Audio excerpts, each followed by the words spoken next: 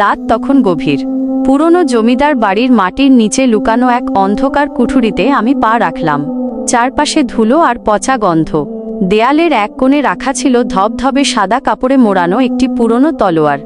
শখের বসে যেই না আমি তলোয়ারের হাতলে হাত দিয়েছি, অমনি পুরো ঘর যেন কেঁপে উঠল।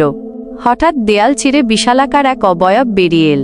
তার গায়ের চামড়া কুচকুচে কালো, চোখ দুটো জ্বলন্ত কয়লার মতো লাল, আর কপাল থেকে দুটো ধারালো শিং বেরিয়ে আছে। সে এক ইফরিত জিন।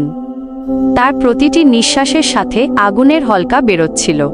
সে ধমক দিয়ে বলে উঠল, তারা চিহ্ন, তোর সাহস তো কম নয় রে মানুষ। যে তলোয়ার 1000 বছর ধরে আমার পাহারায় আছে, তা ছুঁয়ে তুই নিজের মৃত্যু ডেকে আনলি।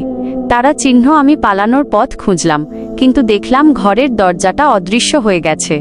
ইফরিতটি তার বিশাল হাত বাড়িয়ে আমার গলা টিপে ধরল। তার স্পর্শে আমার মনে হলো আমার শরীর বরফের মতো জমে যাচ্ছে, আর আত্মাটা শরীর থেকে আলাদা হয়ে যাচ্ছে। অন্ধকার ঘনিয়ে আসার ঠিক আগের মুহূর্তে আমি বুঝতে পারলাম, এই কুঠুরি থেকে কেউ কখনো জীবিত বের হতে পারেনি, আর আমিও পারব না।